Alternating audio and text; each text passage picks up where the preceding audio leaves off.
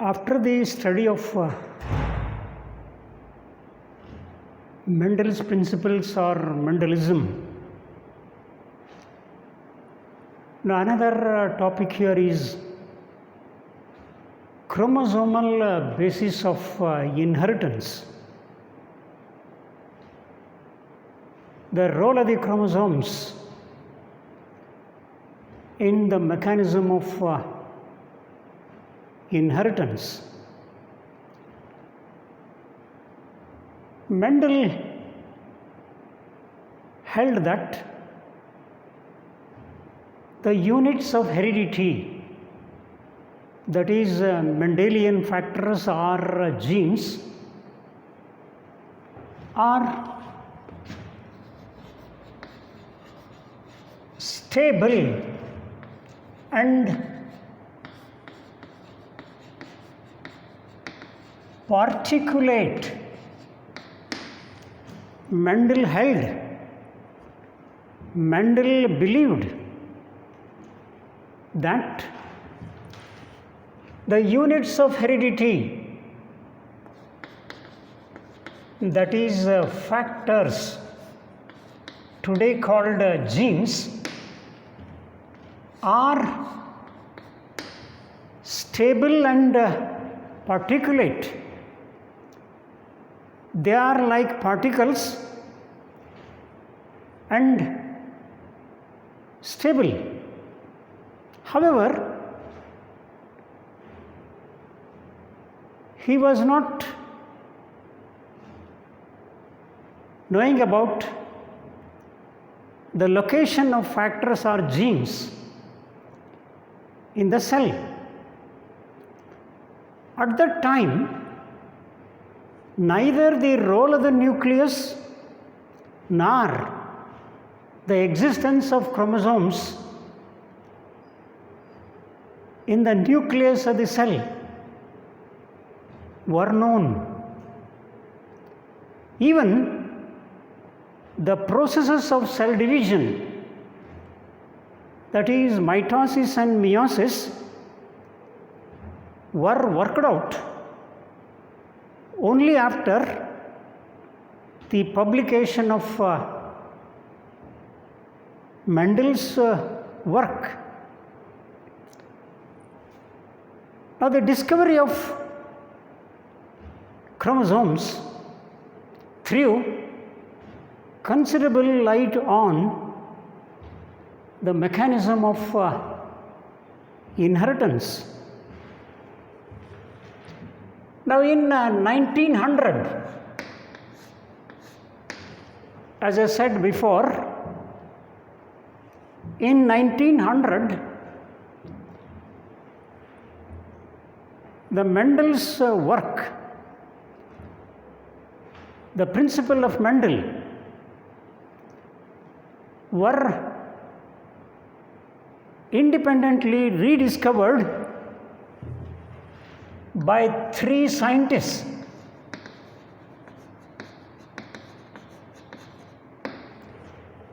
So, even though Mendel's work was published in the year 1865, but it was left untouched. It was left without any recognition till 1900. So, in 1900, Mendel's work was independently rediscovered by three scientists. And only in 1900, Mendel's work got the recognition, and it was named after that popularly as Mendel's laws of inheritance or Mendelism. At the same time, that is in 1900, developments took place in microscopy. Several types of sophisticated microscopes were invented. Now, invention of sophisticated microscopes enabled the scientists to observe carefully the process of cell division. Now, such careful analysis of cell division process with the help of sophisticated microscopes, this has led to the discovery of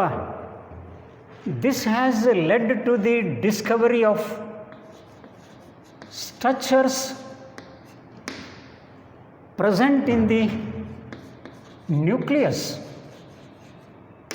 So, this enabled the discovery of structures present in the nucleus that appeared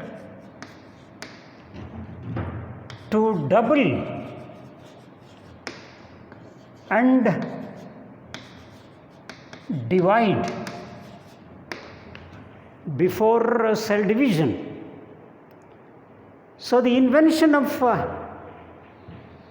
these sophisticated microscopes enabled the scientists to discover the structures present in the nucleus that appeared to double and divide before cell division, and such structures which were discovered during cell division, they are called chromosomes. These structures of the nucleus that have appeared to double and divide before cell division are called the chromosomes. Chromo refers to the color and soma refers to the body. And these structures pick up color when they are treated with stain or dye, and hence they were called the chromosomes. Now, by 1902, the process of cell division have been worked out, particularly the movement of the chromosomes. Two persons, Walter Sutton and Theodore Boveri. Walter Sutton and Theodore Boveri noted that the behavior of the chromosomes was parallel to the behavior of the genes, and used the chromosome movement to explain Mendel's laws or Mendel's principles. Now, these two persons, Sutton and Boveri, noted that the behavior of the chromosomes was parallel to the behavior of the genes, and used the chromosome movement to explain the Mendel's laws. Now here we have to recollect the details about the two types of cell divisions that we have studied before, namely mitosis and meiosis. Now during the cell division, these structures called the chromosomes make their presence. During interphase, there are no chromosomes. But during cell division, chromosomes make their presence. In other words, the chromatin reticulum of the interphase nucleus, where the chromatin thread exists in the form of a delicate network, hence the name chromatin reticulum. Now, chromatin reticulum is the feature of the interphase nucleus, but the same chromatin network or reticulum of the interphase nucleus, when the nucleus enters into the stages of cell division, the chromatin network or reticulum gradually fades off and appear in the form of definite number of thread-like structures called the chromosomes. So the chromatin reticulum of the interphase nucleus, it differentiates into the chromosomes during cell division. Both during mitosis and meiosis, the chromosomes will make their presence, and at the end of cell division, the chromosomes gradually disappear and the chromatin network or reticulum reappears again. And hence, we can say here, chromatin reticulum of interphase nucleus and the chromosomes of the cell division, they are the two faces of the same coin. So they are one and the same, but they appear in two different forms at two different intervals. The chromatin network or reticulum appears only in the interphase nucleus, but when the nucleus enters into the stages of cell division, chromatin reticulum disappears, and in place of that appear these definite number of thread-like colored bodies called the chromosomes. Now the process of cell division, when we study, we recognize two important things, that is, chromosomes and the genes that they carry occur in pairs. Chromosomes appear in pairs, and the genes that are carried on these chromosomes are also present in pairs. And there are two alternative forms of a gene pair lie at the same gene locus on the homologous chromosomes. So by the study of the cell division, two things become important. One, chromosomes and genes occur in pairs, and two alleles of a gene pair occur at the same gene locus on the homologous chromosomes. Now Souton and Boveri, they recognized, they noted the behavior of the chromosomes was parallel to the behavior of the genes. Now here let me point out three important points, and we shall find out whether these points are applicable to the chromosomes or genes. Now, the 3 points here are: 1,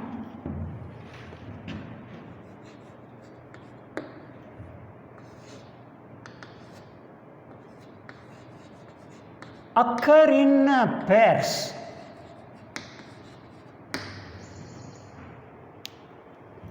Second, segregate at the time of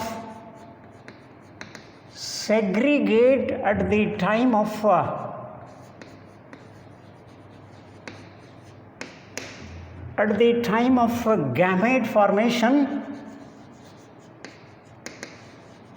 Segregate at the time of gamete formation such that only one of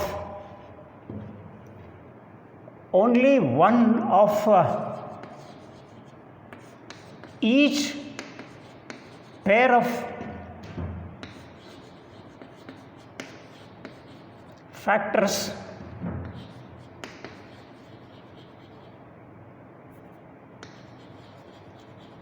transmitted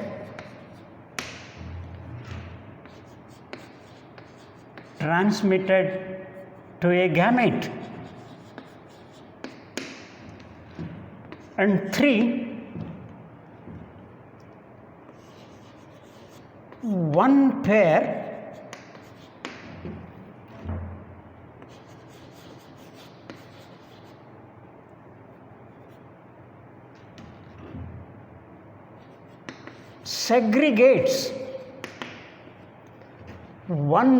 segregates independently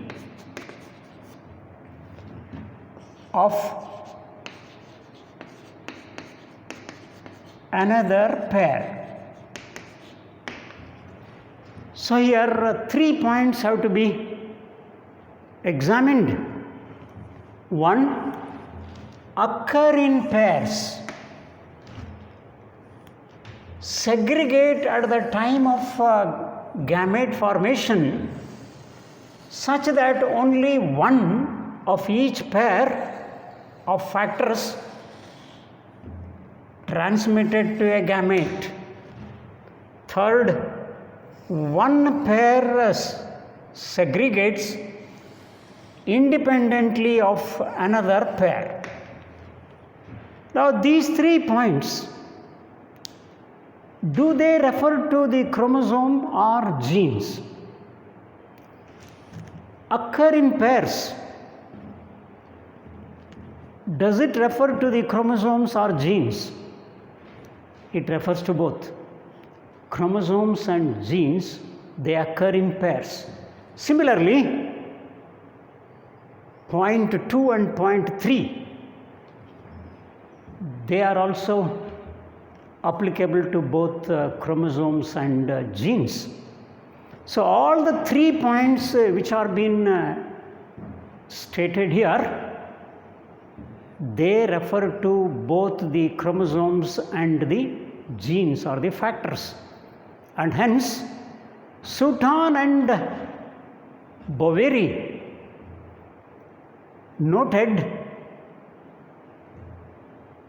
that the behavior of the chromosomes was parallel to the behavior of the genes. Now, Souton and Boveri argued that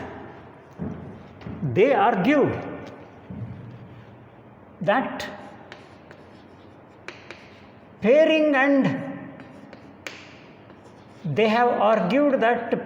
and separation of a pair of chromosomes. Souton and Boveri argued that pairing and separation of a pair of chromosomes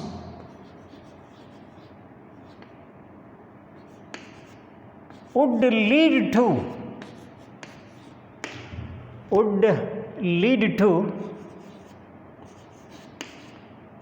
segregation of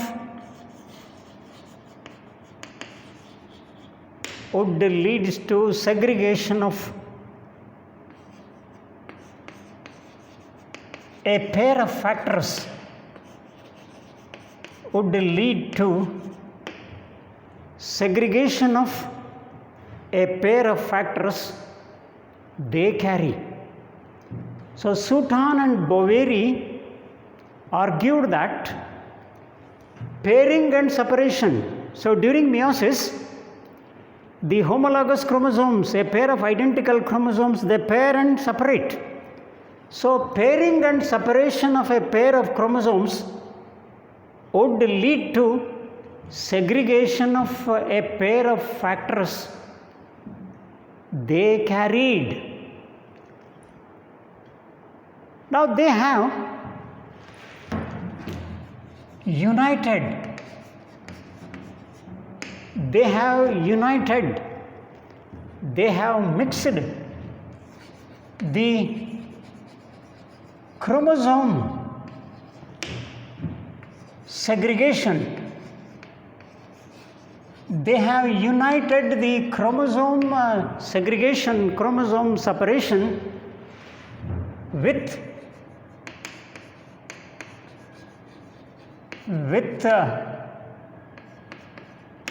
Mendel's laws. They have united the chromosome segregation with the Mendel's laws, and this has enabled them, this has made them to frame a theory. And this theory that has been proposed by Souton and Boveri independently in 1902. So in 1902, independently, Souton and Boveri have proposed a theory, and this theory proposed by these two persons independently in 1902 is called, this is called chromosomal, this is called a chromosomal theory of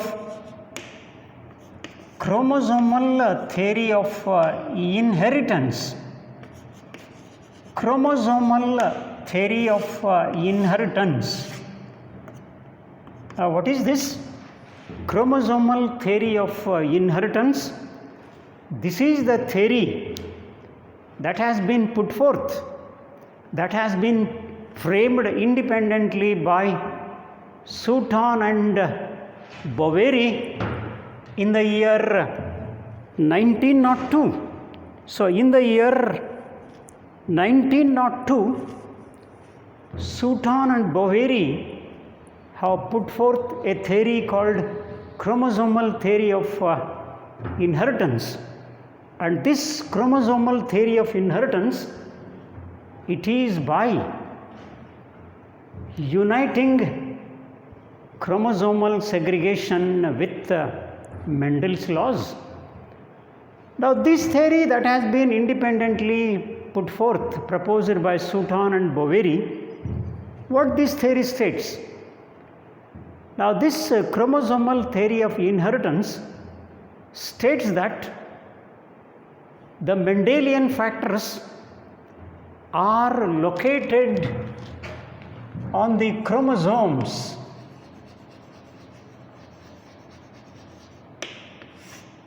Mendelian factors, today called the genes. So the Mendelian factors are the genes are located on the chromosomes, and it is the chromosomes which segregate and assort independently during gamete formation or during meiosis. So, what is the statement of this theory? Chromosomal theory of inheritance, put forth independently by Souton and Boveri in 1902. Now, this theory states that Mendelian factors, that is genes, are located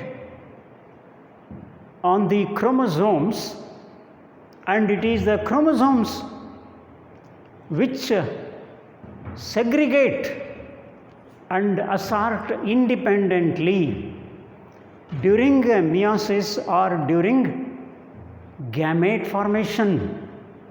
So, this is the chromosomal theory of inheritance proposed by Souton and Boveri. Now, this chromosomal theory of inheritance proposed by these two scientists, it was further expanded by T.H. Morgan. T.H. Morgan, Thomas Hunt Morgan, expanded this chromosomal theory of inheritance. So, chromosomal theory of inheritance, it has been further expanded by Thomas Hunt Morgan, T.H. Morgan, along with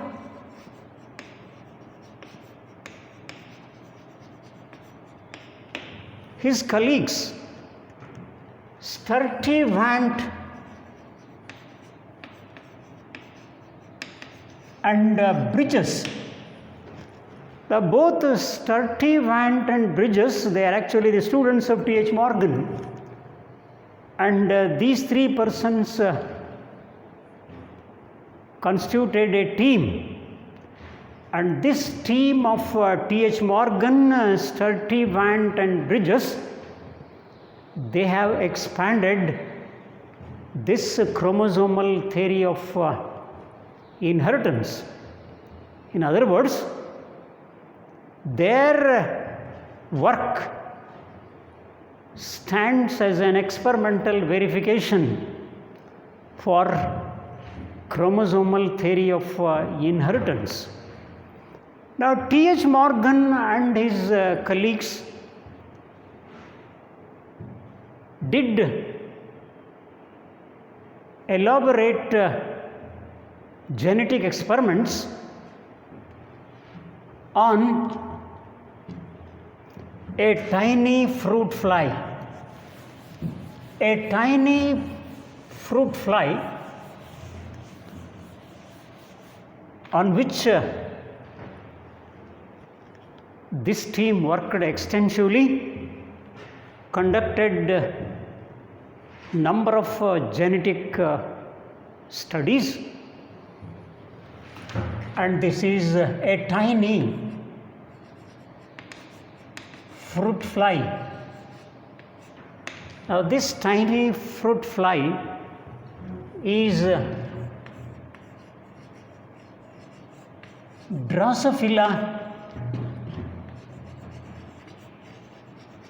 melanogaster. Drosophila melanogaster, commonly familiar as fruit fly. T.H. Morgan conducted extensive genetic work, genetic experiments, genetic research, using this as an experimental material, a tiny fruit fly, Drosophila melanogaster. Now, Drosophila melanogaster is best suited for genetic study. Now, the reason for this as an experimental material, a suitable experimental material, include: one,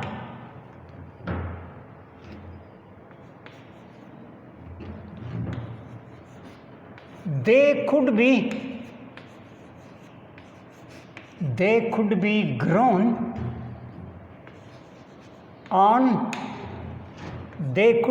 grown on a simple synthetic medium in the laboratory. They could be grown on a simple synthetic medium in the laboratory. They complete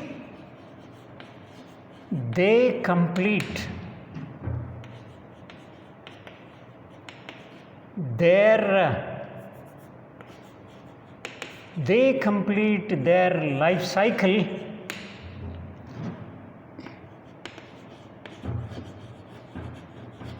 in about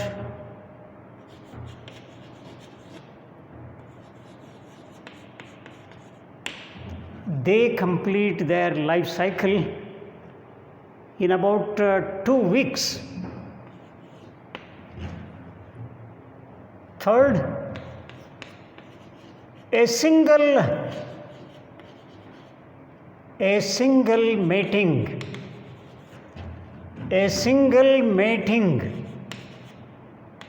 could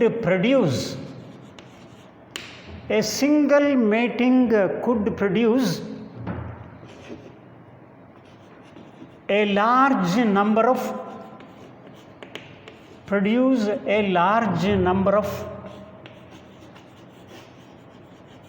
progeny flies. A single mating could produce a large number of progeny flies.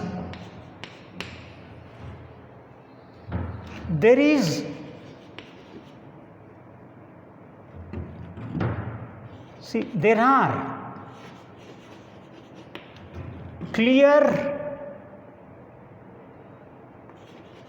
clear-cut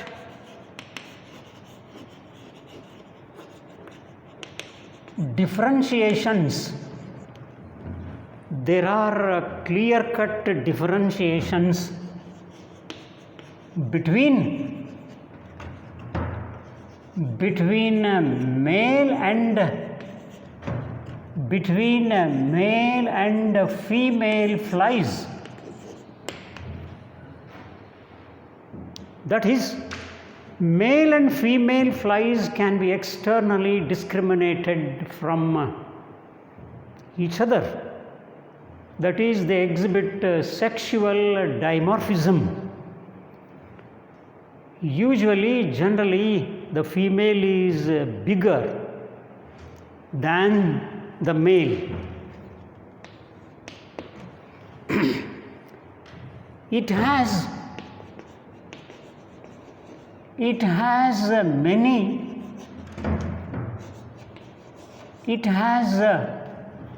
many types of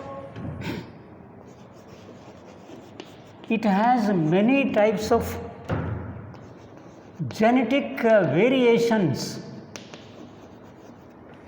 It has many types of genetic variations, genetic differences that can be seen using low power microscope. Now, these are the positive aspects of Drosophila melanogaster that have made this fruit fly best suited for genetic work. Now, T.H. Morgan, he conducted several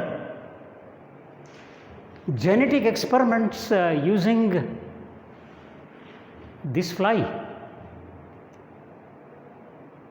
And that has brought a lot of name and fame to him. And today, T.H. Morgan is considered as the father of experimental genetics. So he is the father of experimental genetics, and recognizing his contribution to the field of genetics by extensively conducting experiments on fruit fly Drosophila melanogaster, he has been honored with the highest prize. That is, he received a Nobel Prize in physiology and or medicine, Nobel Prize in the year 1933. So T.H. Morgan got the Nobel Prize in 1933, recognizing his work on fruit fly Drosophila melanogaster. As far as the work of T.H. Morgan on Drosophila is concerned, there are many aspects to be studied. But here we are going to learn more from his work, particularly linkage and recombination. Based on his experiments on the Drosophila,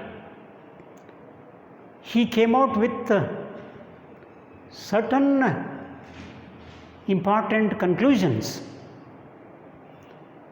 and these details we can place it here under the head linkage and recombination.